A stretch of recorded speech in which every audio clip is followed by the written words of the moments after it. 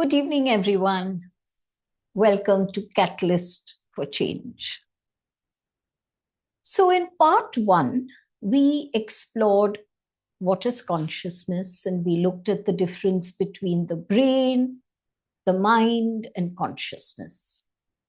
We understood how consciousness gives rise to conscious awareness, which then draws our attention to what is most needed of us in that moment. We also began to understand how within the larger field of consciousness, something may come into our awareness and literally pull our attention.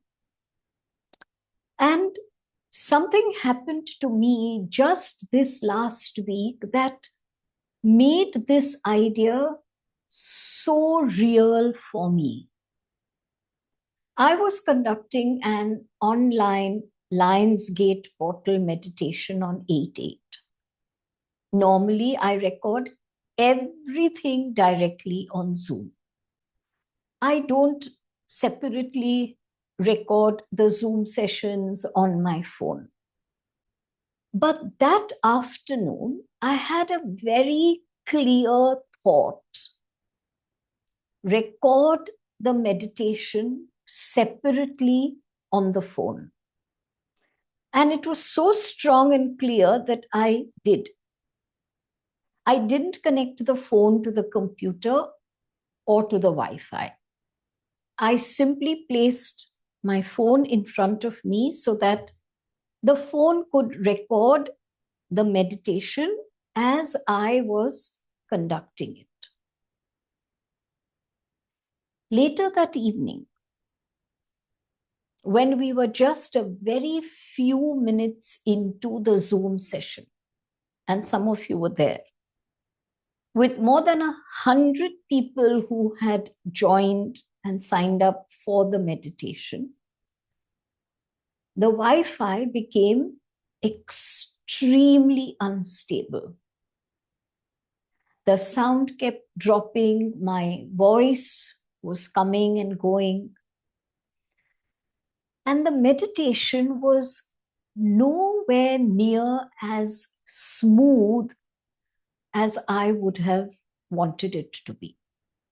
Even though I'm so grateful, the participants patiently sat through the Zoom session and even enjoyed the meditation, even though it wasn't the best reception. But the recording on my phone was perfect because the phone had not been connected to the Wi-Fi. It was not affected at all. So afterwards, after the meditation was over, I was able to upload the complete meditation onto my YouTube channel, and everyone could experience it again without the interruptions. Later, I found myself thinking, why on this particular day did I suddenly feel I should do something that I have never or normally never do? Now, you could simply call it intuition. You could call it a random chance. But I realized that at that deep level of consciousness, that living presence within me was already aware of something that my ordinary thinking, intelligent mind could not possibly have known. A few hours before the Wi-Fi failed, something within me had already drawn my attention towards exactly what would be needed later on. And I experienced the deeper realization that consciousness is not at all limited to time and space. It's definitely not limited to our thinking mind. We know that. It definitely knows much more than our brain can process. But it reaches beyond our ordinary experience of time and space. And I understood this so clearly. And I understood that this is how intuition works. Something enters our awareness before the rational mind can process it or understand it. And our attention is quietly drawn towards that. And only later do we sometimes understand the significance of what we felt, of what we knew deep within. Even though very often we don't understand why we knew this. We don't understand how we knew this, but we just know we knew this. I am sure you have also experienced this kind of thing at some time. And maybe you didn't understand that experience at that time. But today you can tie up those loose ends and better understand the things that may have remained unanswered up to now.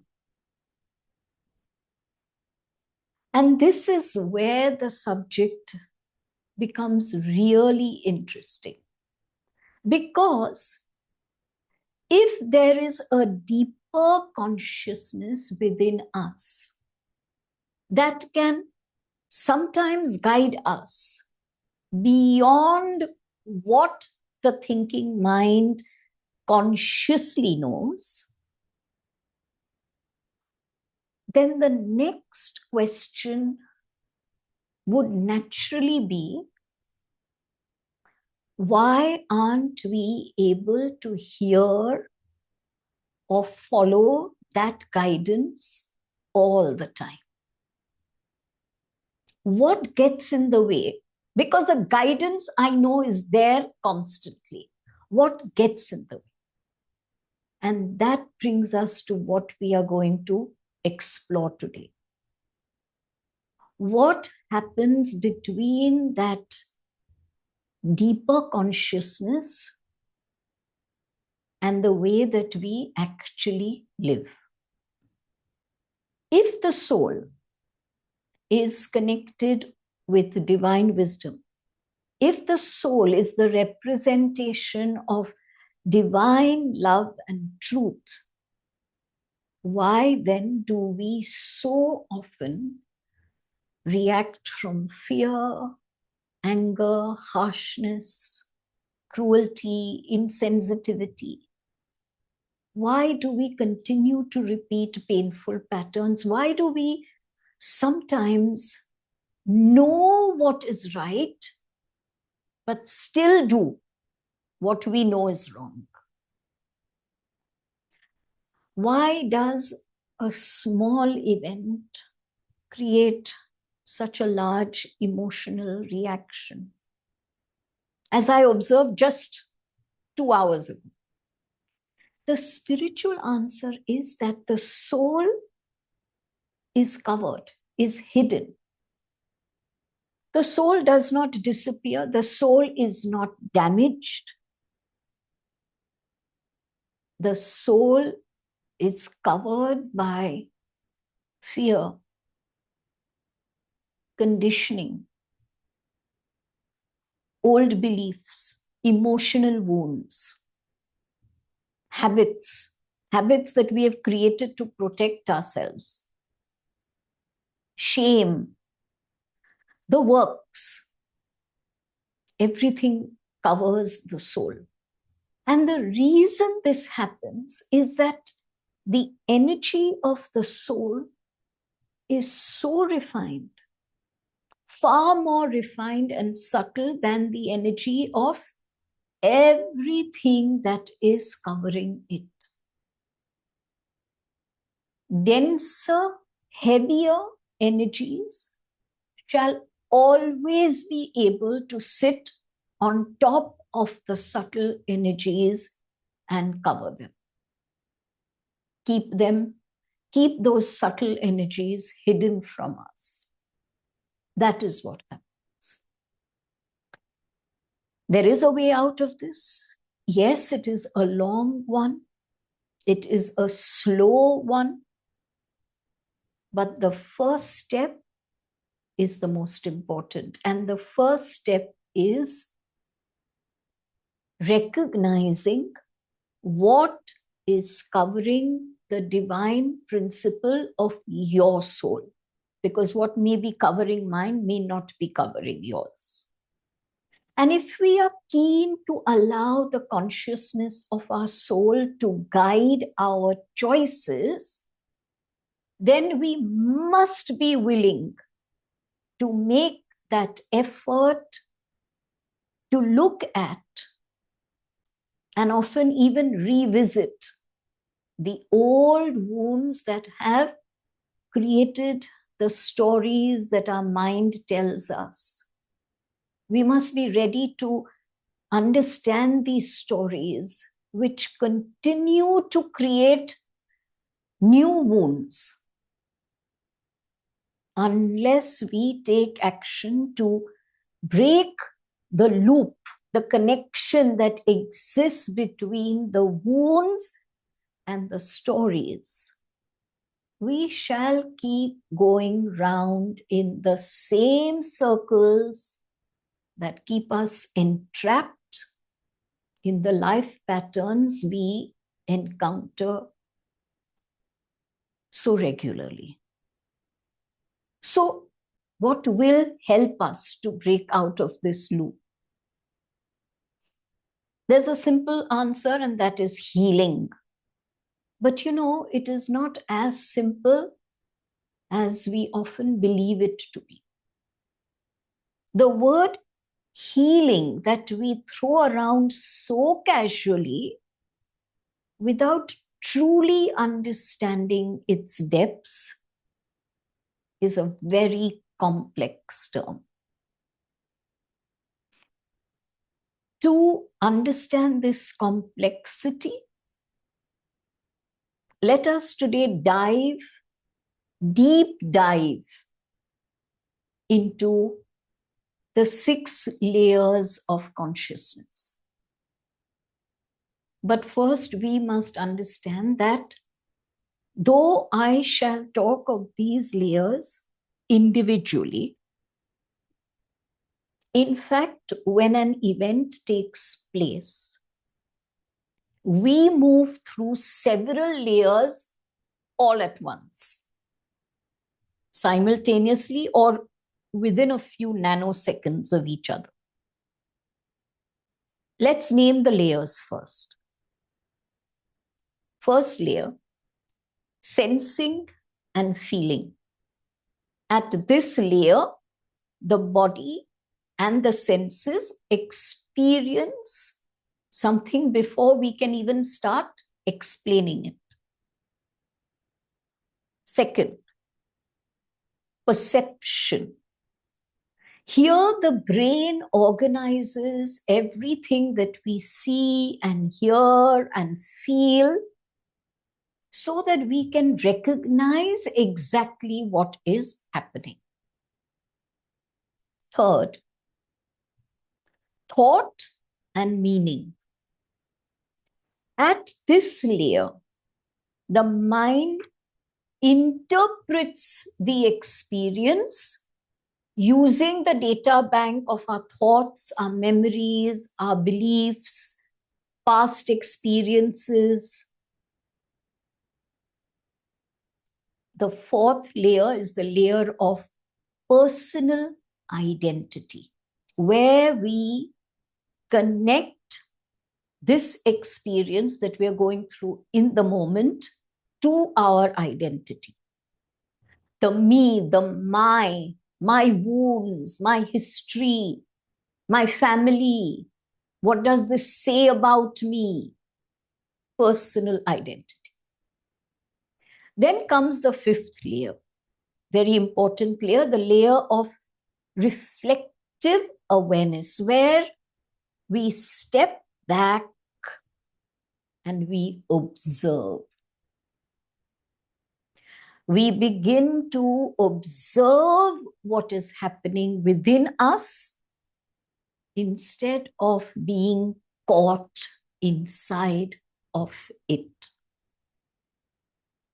And the last is the layer of the deeper presence, that where the personal stories become quiet, where we experience ourselves beyond thought, beyond judgment, beyond the me. We shall understand each of these layers.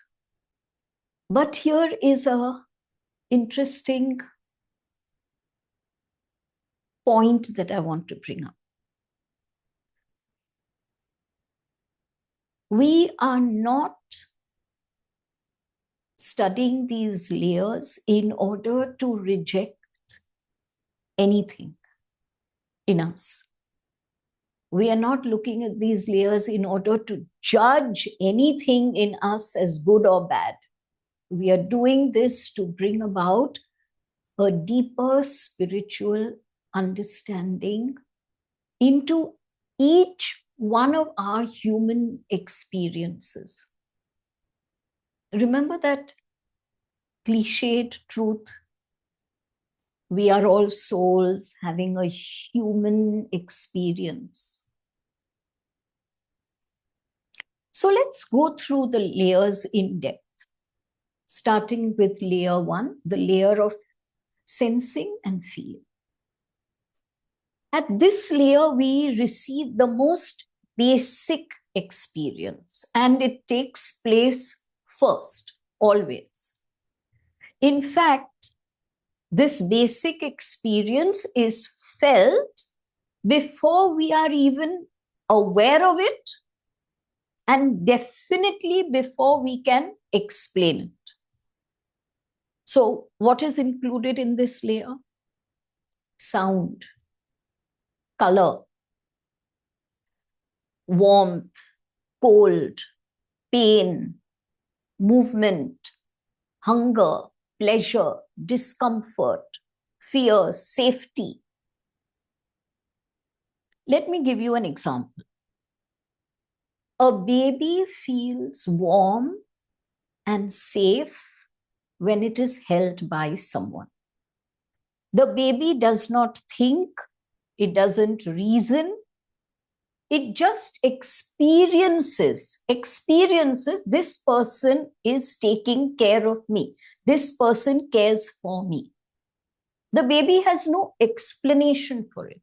The baby is not asking or judging if this person is good or bad. Is this person a friend or foe, family or stranger? It is just experiencing the warmth, the safety of that embrace.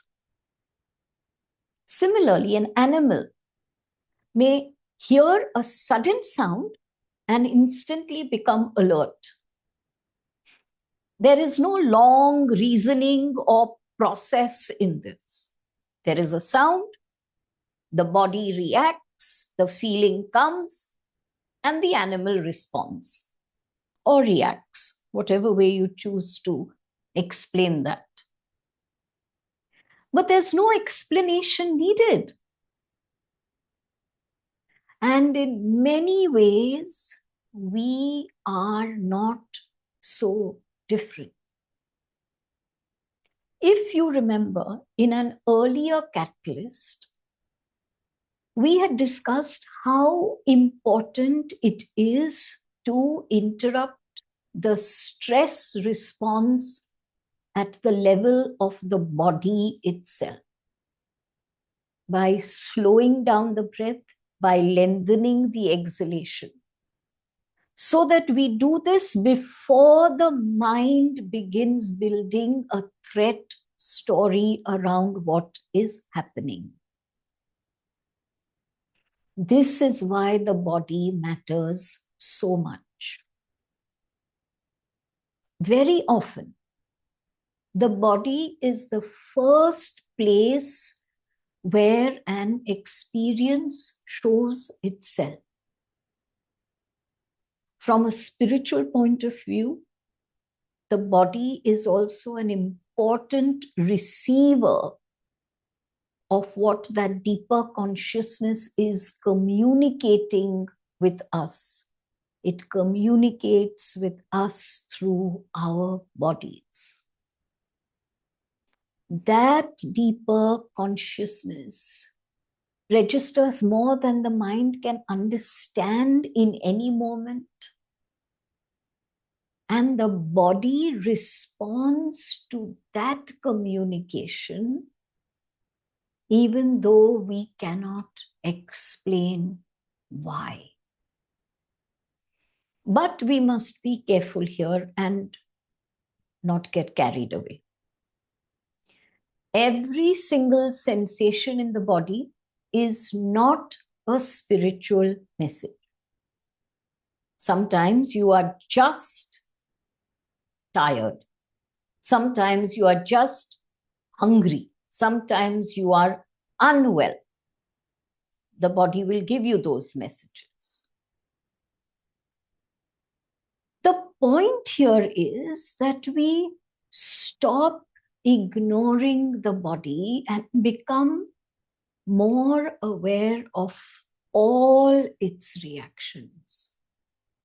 Because the body is constantly giving us information about our experiences, and it deserves to be noticed. Sometimes the body tells us something very ordinary. Have some water. You are thirsty. And sometimes it shows us an emotion that we may not have even recognized lies within us. And sometimes it responds to something that the thinking mind has not yet registered, processed, or understood. So the body will give us all of this information. We have to train ourselves to become not only more aware of our bodies, but to recognize the very subtle changes that take place.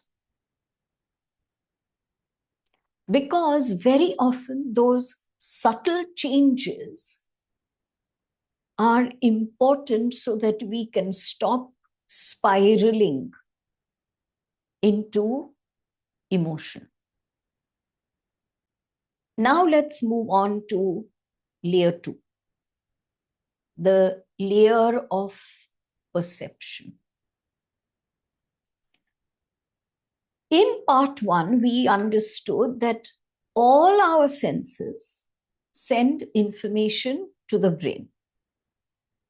So the eyes send information of color and shape and movement.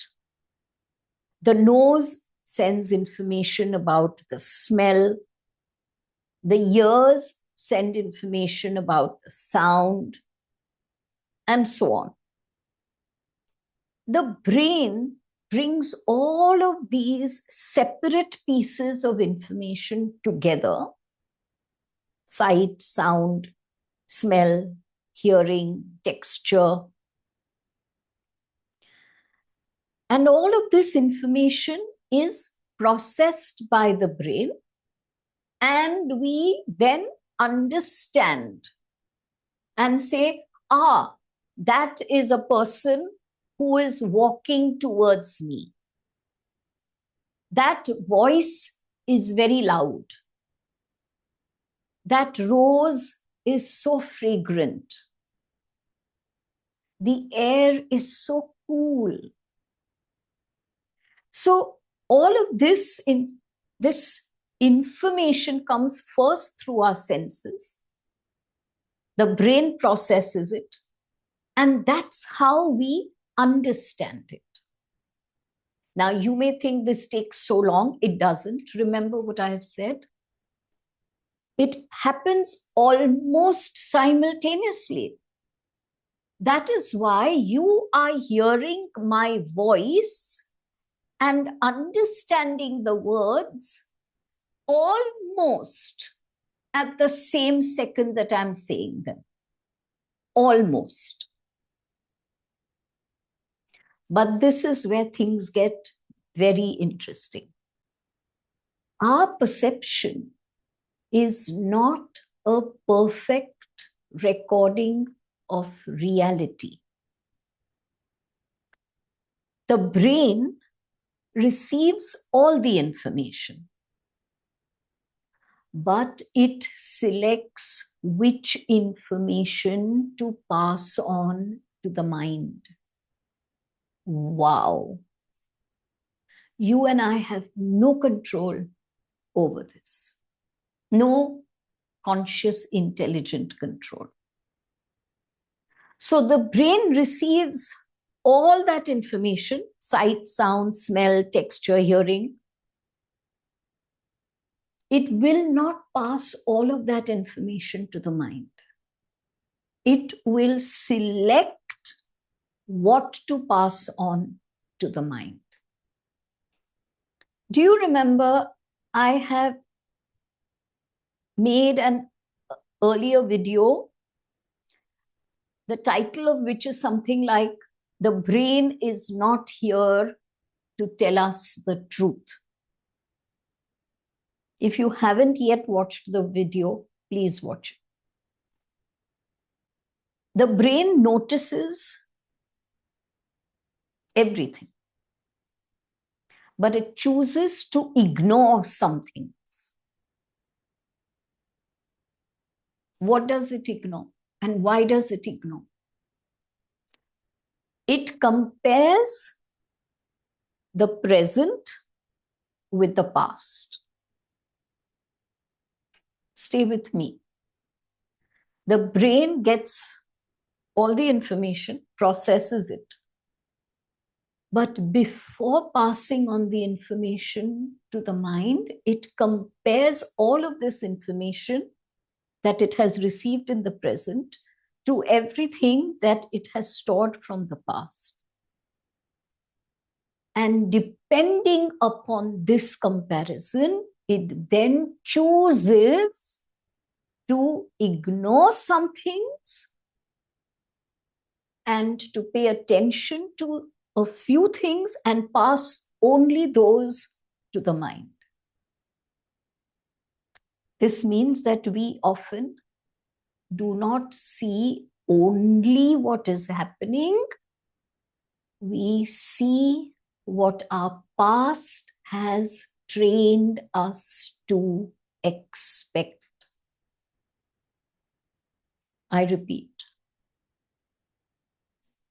we don't only see what is really happening, we see what our mind has been trained to give us to see. This is so important to understand. We do not see only what is happening, we see what our past has trained us, conditioned us to expect. Very important word. We have been conditioned to expect something. So a person who grew up in an unsafe environment, let us say, may notice danger even if real danger is not present.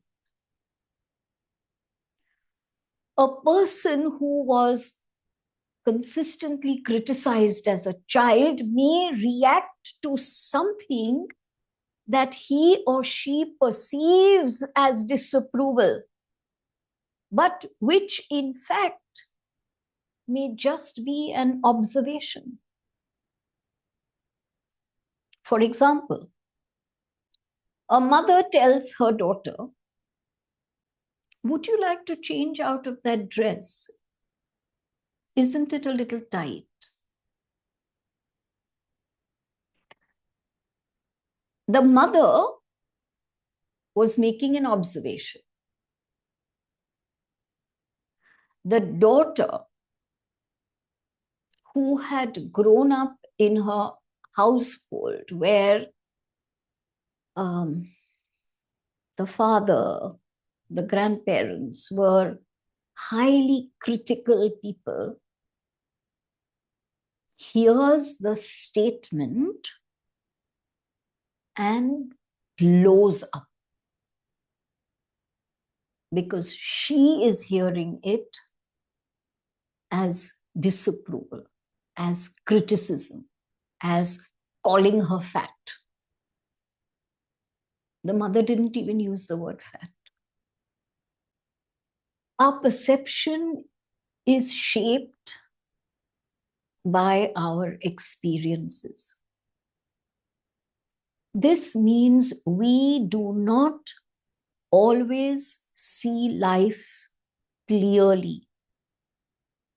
The deeper consciousness is very much present, but the window through which we are looking out is clouded, is covered by dirt that has not been cleaned for several years. This is an interesting one to ponder over, isn't it? Does it not make you question the things you have reacted to and ask yourself, did this really happen? Or did I believe they happened?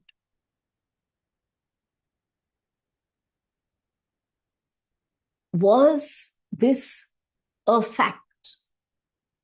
A fact is something that has no embellishment and no interpretation. So the daughter could have asked herself, did my mother call me fat? And the answer would have been an immediate no. Let's look at layer 3, the layer of thought and meaning.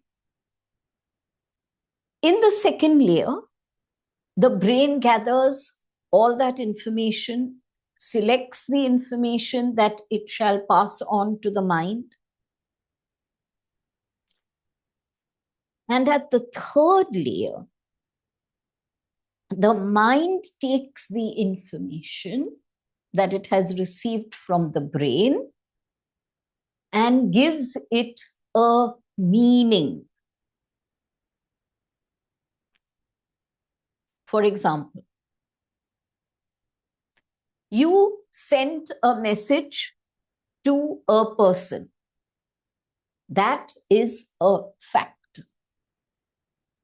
That person did not reply to your message for several hours. That is a fact. But the mind may say, they are ignoring me. They are angry. I have done something wrong. They don't care about me. The same thing may happen to another person, and that person's mind may say, I think I'll wait. They're probably busy. Same event, but the meaning assigned to the event is entirely different. And that is why I tell my clients this. When you demand the truth from someone, you must be ready and willing to accept that their version of truth, not lie, not a deliberate untruth, not dishonesty, but their version of the truth may be entirely different from yours because the minds are different. The meanings assigned are different. So when the child says, "She called me fat," the child is speaking her truth. Her truth. And when the mother says, "That is a lie, I didn't say fat at all," the mother is criticizing the child again by saying, "You lie." But the mother is also speaking her truth.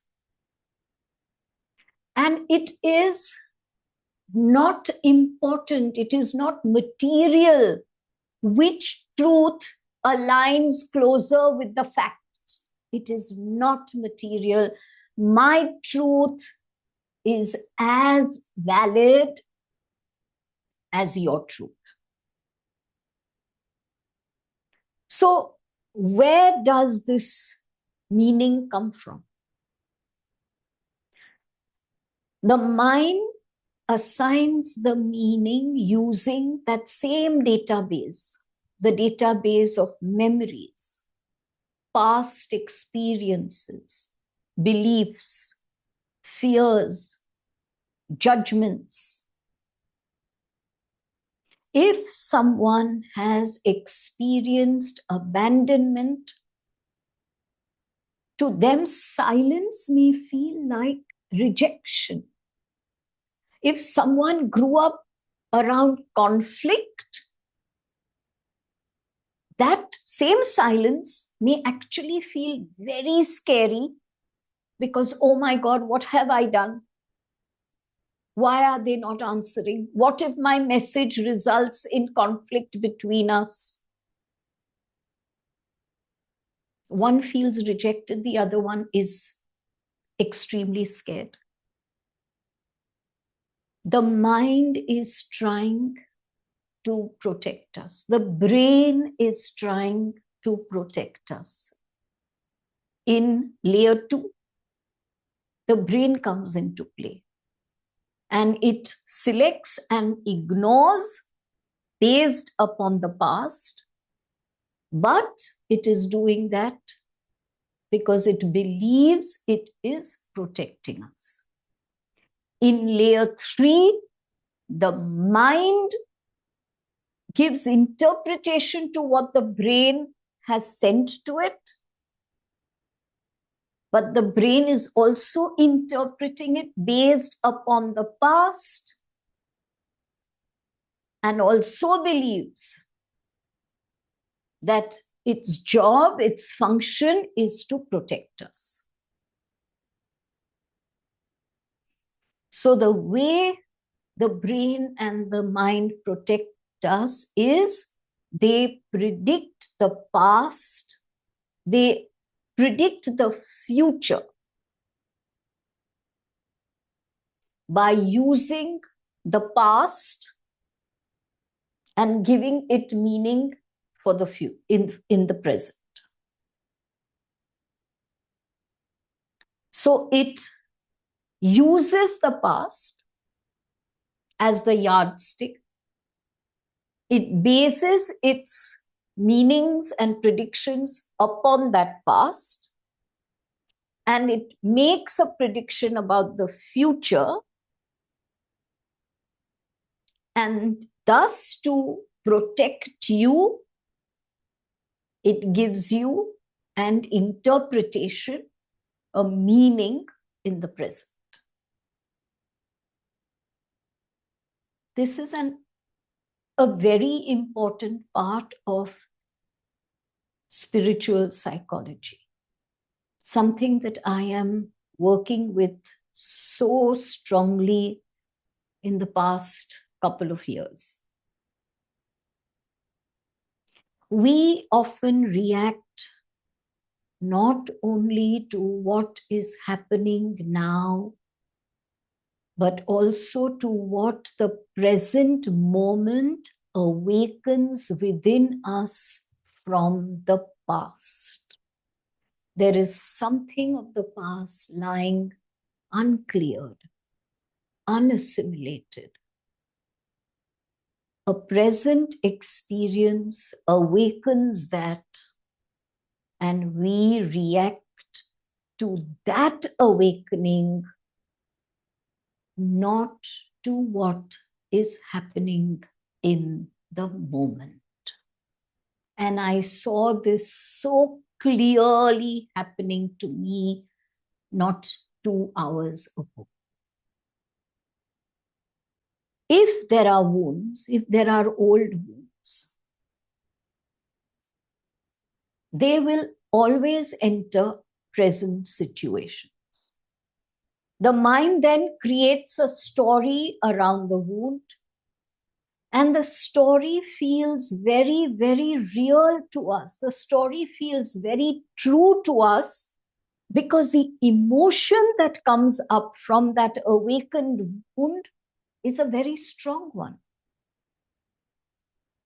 And until we become acutely aware of this process, we will continue to believe that our interpretation is the true reality, is the only reality, when it may not be that at all.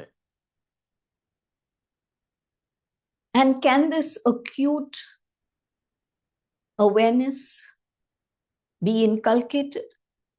My answer is yes. Something happened, I reacted, went into my room, asked myself, where did that come from? It certainly didn't come from that small trigger. Where did it come from? Sat, asked my body. And because I've been doing this repeatedly every single time I react, instantly an old memory, an old wound was brought into my awareness, and I went, ah, that is what I reacted to, not this. Which brings us to layer 4. The personal identity that gets caught. The interpretation that the mind makes in layer 3 emerges from what is held in layer 4. What does layer 4 hold? All those stories about me. The identity that has been created, the identity that has evolved over the years.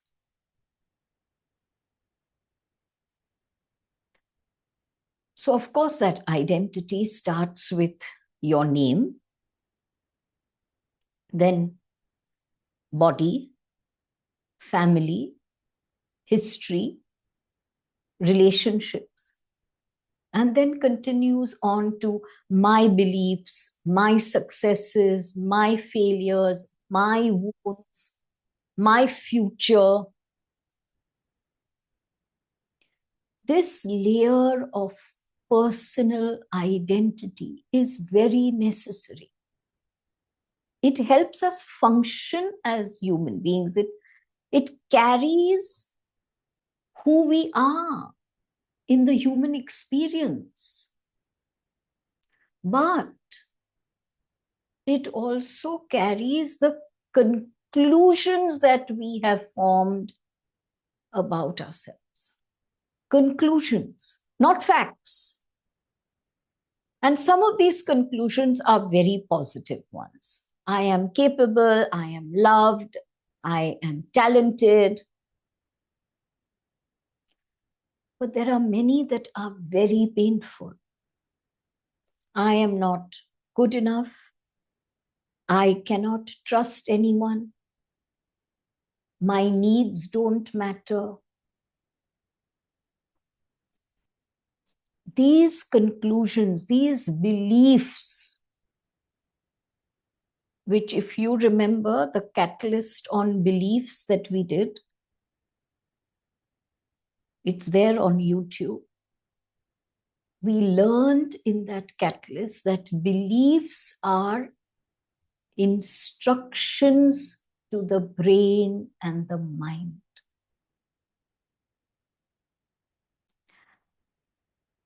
The sad part is that these instructions that we are giving to our brain and the mind are not deliberately chosen by us. We don't sit down and think about them and make a rational, logical choice and say, this is my belief now. No, we don't. Our experiences wound us, or our experiences enrich us. And if those experiences keep repeating, out of those repeated experiences come the beliefs, come the stories, the I am stories. So a child who is often criticized may have the belief, there is something wrong with me. A child whose feelings are dismissed may grow up to believe, my emotions are a problem. I must suppress them. These are emotional conclusions that are not based upon intelligence, reasoning, or understanding. And over time, these conclusions become such a strong part of our identity. And we talk like that. We begin to talk like that. I am undeserving of love. I am not worthy of success. I am a failure. I am not likable. And as though this wasn't bad enough, the pain that stems from these conclusions, that pain also becomes part of our identity. And this pain is stored in what you may have often heard me speak of and teach of. It is stored in the pain body. I have often said to so many people, do not berate the ego. The ego is not the problem. In fact, spiritual teaching educates us that the ego is just the personal self, the one that is ruled by the brain and the mind. So, to speak of the ego as something that is bad or something that must be destroyed is absolutely erroneous. The ego has a very important role to play in giving us our identity. It tells me this is my body. This is my responsibility. This is my boundary. This is my life. That's where it comes from, the ego. The difficulty becomes when we are ignorant of the consciousness, ignorant of the living presence within all of us, and we begin to believe that the ego is the whole self. It is then that the ego becomes an issue.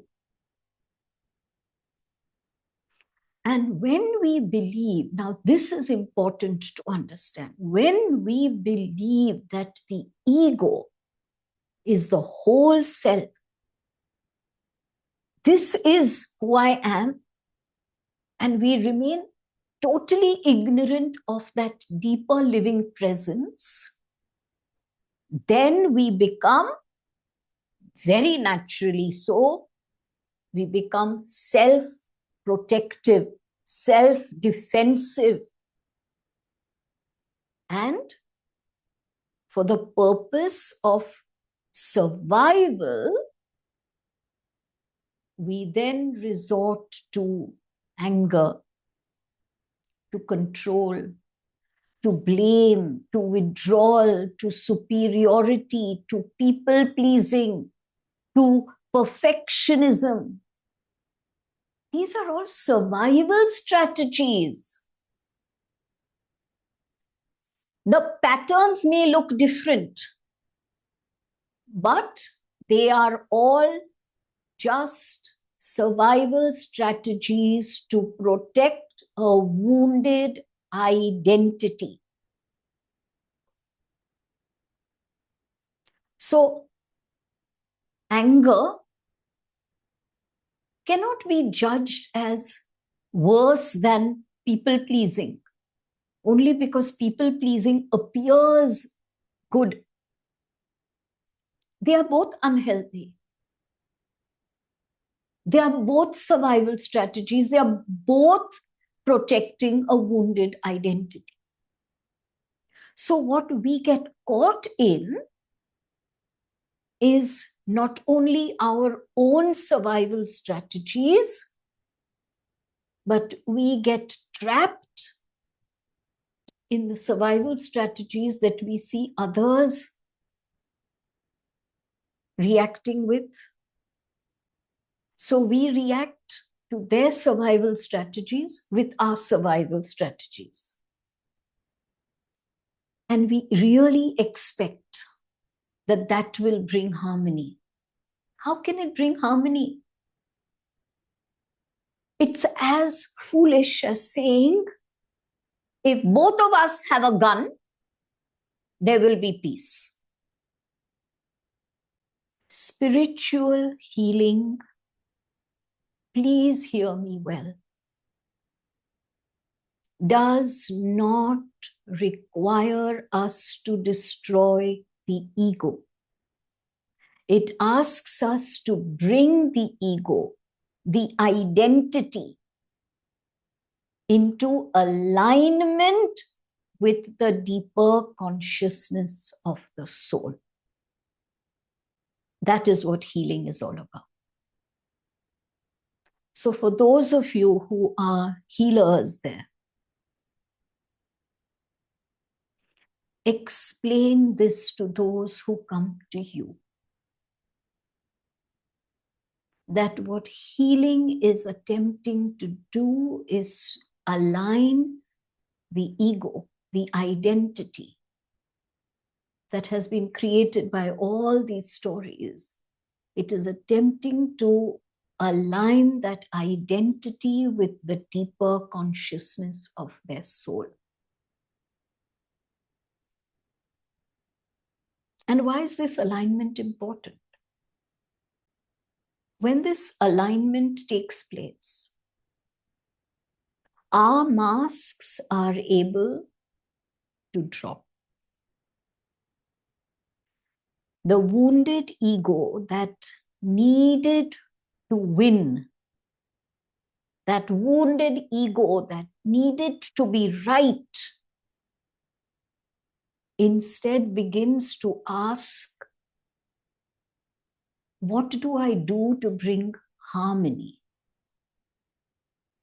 The wounded ego that says, I must never appear weak, shall understand that honest vulnerability is a form of deep strength. And I have given you these two examples from my healing. The masks that we wear, I am the strong one, I am the good one, I am the rescuer, I am the victim, I am the bully. These are just identities that we use to survive through our wounds because we were unaware of the true identity of the consciousness of our soul. I often think back, sit back and think, everything that we teach in our schools and in our educational institutions only adds to that identity. What are we teaching so that our children grow up with awareness of the presence of the soul so that they do not have to live the number of decades you and I had to, wounded because we didn't know about the soul. And this understanding, this awareness of the consciousness of the soul, this deep truth comes from layer 5, the layer of reflective awareness. This is where you begin to observe your inner process. You don't get caught in it. Even though there is that reaction first, if you are constantly connected to layer 5, there will be a reaction and you'll move out of it and you will observe the inner process that emerged as that reaction. So, yes, you may feel fear, of course. But you will also recognize that my fear is influencing how I am seeing the situation, how I am judging the situation. I know so many people who, whether they are in our country or in another country, they may vociferously disagree with government policies and government practices. And they speak about it almost, there is almost a visceral reaction that you can hear in their voice, you can pick up in their body. That reaction could very likely be coming from fear. What if this practice in some way comes to my doorstep, threatens me, my peace, my family, my business. But when you are connected to layer 5, you do feel that fear, but you also realize, I am not seeing this situation clearly because I am seeing it through the window of fear. You begin to realize that my brain has only given me partial information. That partial information comes from my past. What about my past made me feel so fearful? What about my past made me feel so threatened? What about my past made me feel that authority can actually be a danger for me? Those words are coming from that wound. So yes, I still feel anger. But I also recognize in very, very few minutes, my anger is protecting me from becoming vulnerable. So I ask myself, why am I feeling unsafe? When we don't understand, we not only blame the other person, but we also begin to blame ourselves for the reaction. But when we do understand, there is very likely blame is still going to be there. But we shall also ask ourselves, what within me is making me react? The identity takes on a deeper responsibility, a deeper accountability. And that initial reaction of blame dissipates. This is the beginning of that inner witness that our scriptures have taught us about. Religious scriptures tell us about it. Spiritual scriptures tell us about it. They continue to speak of that inner witness. This is the process of that inner witness, that process of observation, of witnessing, that reflective awareness that spirituality repeatedly urges us towards. And this witness,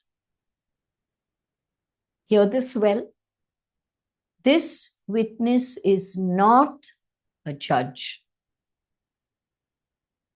It is not passing down a judgment. It is not giving you a punishment. It is compassion, compassionate awareness. When I realized what was going on, I immediately hugged myself and said, I love you. You are safe. We are both fine. We'll heal this. Compassion. That compassion which makes you say, something is happening within me. Let me understand it before I act. Let me understand it before I react. Let me understand it before I judge either myself or someone else. That living presence within you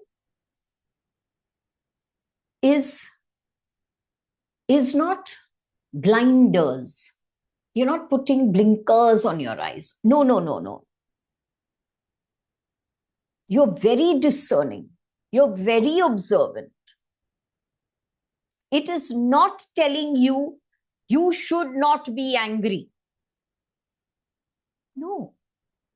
It is saying, it's okay. You've been angry. Now let us understand the anger.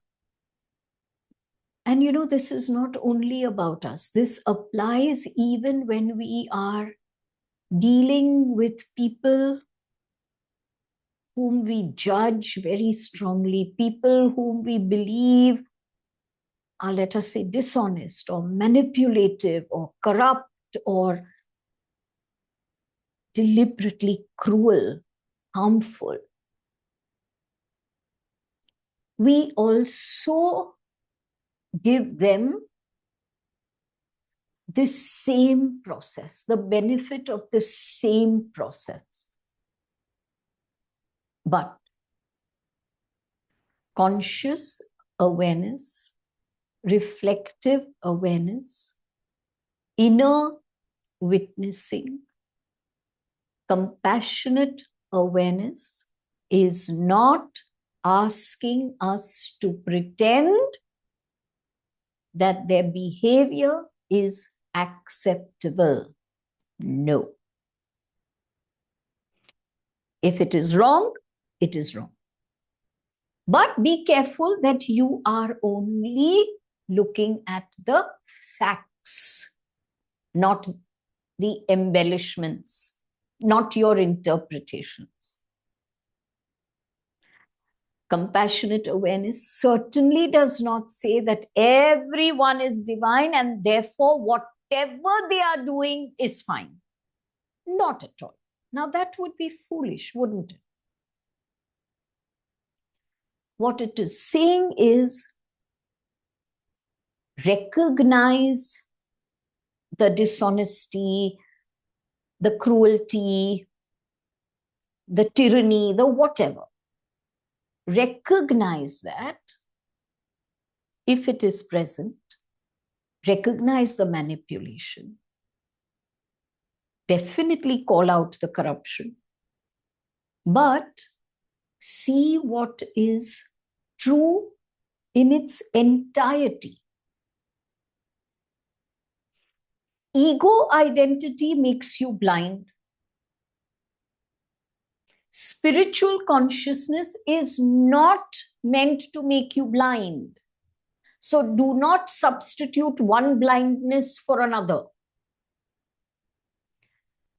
Consciousness and conscious awareness is about seeing what is true, seeing the facts as they are, the facts. Not looking at the facts through the window of your anger, your fear, your hatred, your whatever. So the fact may be this behavior is wrong. The fact is not this person is bad.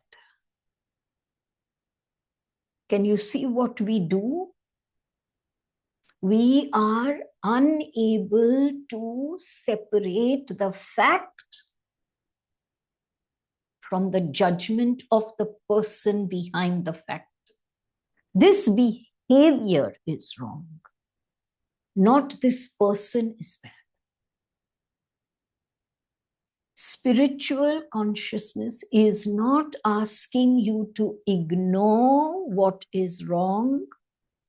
It is not asking you to pretend that harmful behavior is acceptable. No. We are intelligent, thinking beings, and we can recognize the action. And we must. We must call out the behavior. We must set our boundaries. We must demand accountability. And we must work towards change. But we can do all of this without condemning, without hating that person, that community, that government, that country. There is a difference between saying this behavior is dishonest, this behavior must be addressed, and saying this person is bad and deserves my hatred. In fact, the more you witness yourself, and I promise you this is true, I've seen it in my own case, so I can speak of it with full conviction. When we witness ourselves consistently, that spiritual consciousness that awakens allows us to see everything that is around us even more clearly. It gives us the inner authority to act firmly while we are constantly connected to that deeper living presence within us. So our response does not have to come from rage and fear and projection or an old wound. Our response comes from clarity. We can oppose what someone is doing without being consumed by hatred for who they are. And that, my beloved friends, is the secret behind Ho'oponopono. And that, to me, is one of the deepest expressions of conscious living. To see clearly, to respond truthfully, and still not lose ourselves in the process. You know, when you get consumed in the process, in that reaction, what you are doing is reacting to several triggers. You are reacting to the person that you condemn. You're reacting to the presence of the trigger inside of you. What is a trigger? A trigger is something in the present that activates an unresolved wound or pain from the past. That is a trigger. And if you react with rage, with hatred, with cruelty, with insensitivity, or terror, or fear, or shame, or submissiveness, or whatever, you are not connected to the consciousness of your soul. However much you may wish to be connected, however much you may wish to convince yourself that you have spiritually evolved, however many books you have learned from, teachers that you have learned from, you are in fact living predominantly out of the ego, which identifies with unresolved inner wounds. And that is why the rage, and that is why the judgment, and that is why the shame, and that is why the fear, and the whatever, and the whatever. So how do we reach that all-important layer 6? That living presence behind all the stories, behind the beliefs, behind the judgments, behind the blame and the condemnation. I know that all of us here, and I don't think I'm using the word all loosely, I'm kind of convinced that all of us here have experienced the 6th layer from time to time. It might have happened to us during a meditation, when we are deep in prayer, when we are immersed in listening to some beautiful music, when we are doing some creative work like art, when we are spending time in nature, the mountains or the beach, whatever draws you, when you are with people that you love. For a while, those inner stories become quiet. That self-identity, that ego identity just becomes quiet. It doesn't disappear. It just becomes quiet.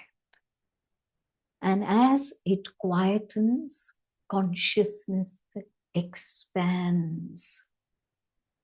It expands beyond the narrowness of the me. And in those periods, there is less resistance, there is less judgment, there is less defensiveness. There is just deep connection, greater acceptance, and a very real awareness, a very real sense of that sacred presence within us. But of course, we do not remain there permanently. Sadly, the ego comes back. Life happens. Somebody says something, something triggers us, and suddenly we are back inside the old reaction. So how do we actually heal? This is where all 6 layers come together. And let us take just one simple example. Someone speaks to you disrespectfully. Your body reacts. Your chest tightens. You get angry. Layer 1. Your brain registers the tone, the expressions, the words. Layer 2. Your mind interprets it. They don't respect me. Layer 3. An older belief suddenly appears. Nobody respects me. People always treat me like this. Layer 4. And this is usually at this layer where the automatic unconscious reaction happens. You then shout, or you withdraw, or you attack, or you become defensive. Healing begins when layer 5 enters the equation. Reflective awareness. Teach yourself consistently, or as consistently as you can be initially, to step back and to observe, not the other person, not the experience, to observe yourself first and then the other. Now you can separate the present event from the old wound, and that creates space. Space between awareness and reaction. And the more times we are able to create this space, the more awareness will we have of the 4 preceding layers. And the quicker shall be the movement towards layer 6. If even a few moments every day, if even for a few moments you are no longer the angry person, the rejected person, the wounded person, if even for a few minutes every day you can reconnect to that deeper consciousness, the part that can see the whole situation without being swallowed in it, From that space, you shall be able to ask, what is actually true here? What actually belongs to this moment? What actually belongs to the past? And from that space, you can then set a boundary, walk away if you choose, take action. But now the response is not being driven by the wound, it is driven by the moment, by the consciousness of the soul. And that is the healing process. And is it slow? Yes, it is. I started this process many years ago. And though it is so instinctual now in so many situations, there are times that I still slip straight into the 4 layers and lose awareness of the layers 5 and 6. And you know what? That is okay. Because very soon after the reaction, after the venting, after everything, the awareness returns. And I go, oh, wow, okay, I understand. That's why I reacted. I see it now. And it actually becomes a fun exploration into self. So, what are we going to do this week before we meet? Every night before you sleep, and if you can start today, nothing like it. Every night before you sleep, take one event of the day and understand the trigger. But first, before you understand the trigger, attempt to revisit that situation in your mind. Actually play it out in your mind. Why? Because I want your body to get the sensation. So play it out in your mind. If you want, write down this. Ask yourself the first question. What do I feel in my body? Second,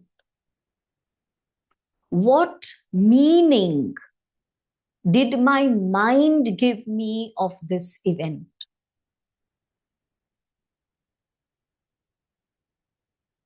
Third, what belief about myself became active?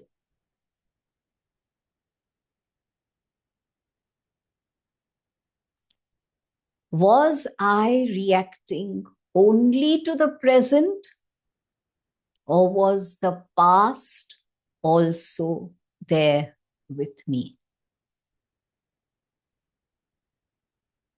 And finally, that big question. What would have been my response if I had experienced the event through the deeper presence living within me? Please don't judge yourself. This is not about that. The purpose is to see what you can see, change what you can change. You know the truth. What you cannot see, you cannot change. It continues to control you. What we can observe, what we can begin to understand, what we can understand with compassion is what we shall heal. And what we heal no longer defines the way we live, no longer defines who we are. Next week, in part 3, we will look more deeply and we shall explore the relationship between personal consciousness, collective consciousness, universal divine consciousness. And we may even try to answer this question. What is the deeper presence trying to express through me? So see you next week. Big hug.